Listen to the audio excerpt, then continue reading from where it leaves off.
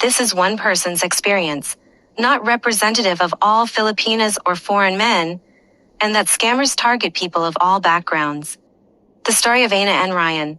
Ana, a 28-year-old care worker from Iloilo, grew up helping her family with their small rice farm. By her late 20s, she was working long hours at a local nursing home to support her parents and younger sister, who was in college. She'd never been in a serious relationship, and in 2022, a coworker suggested she join an online dating app to meet new people, something that felt exciting and a little scary, as she'd rarely traveled outside her province. Within 2 weeks, she matched with Ryan, a man who said he was 32, a construction manager from Chicago, USA. His profile had photos of him on a boat, at a family barbecue, and standing in front of the Willis Tower. They started chatting every day. Ryan asked about her work, her family, and what she dreamed of for the future.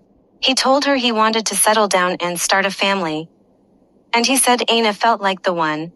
He even talked about how he'd take her to see the snow in Chicago and help her sister finish college once they were married. For 3 months, Ana felt like she'd found her happy ending. Ryan sent her sweet messages, called her every night, and even sent her a gift of a necklace, though it never arrived. He blamed the postal service. Then, in October, Ryan texted with urgent news, "Baby, I got the marriage visa for you. But I need to buy a flight to the Philippines first to pick you up. Then we'll fly to the US together to get married. The ticket costs $1,200 and that's exactly your whole month's salary.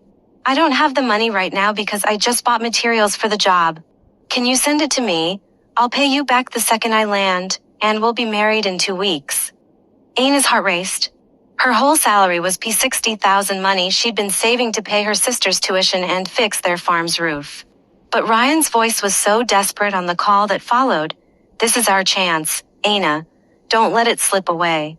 I love you more than anything." After crying for hours and thinking about the future they'd talked about, she went to the bank the next day and sent the full amount to a Western Union account he'd given her.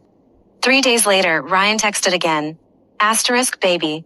The airline said I need to pay an extra $500 for travel insurance and visa processing fees. They won't let me board without it. Can you send more? I promise this is the last time." Ana's stomach dropped. She had no money left. She'd even borrowed a little from a friend to send the first amount. She told him she couldn't, and his tone suddenly changed. He became angry, accusing her of not loving him, of ruining their future. That night, Ana called her sister, who was studying in Manila, and told her everything.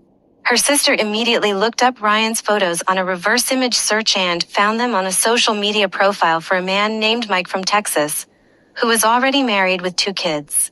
The photos were from 3 years earlier, and Mike had no idea his pictures were being used. Heartbroken and broke, Ana realized she'd been scammed. With her sister's help, she reported the case to the local police and Western Union.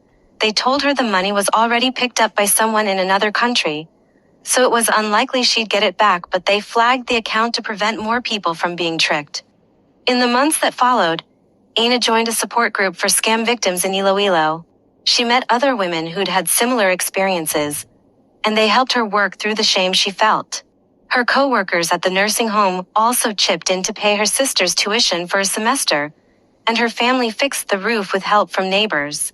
Today, she's still working at the nursing home, and she's saving again this time, for her sister's graduation and a small business she wants to start.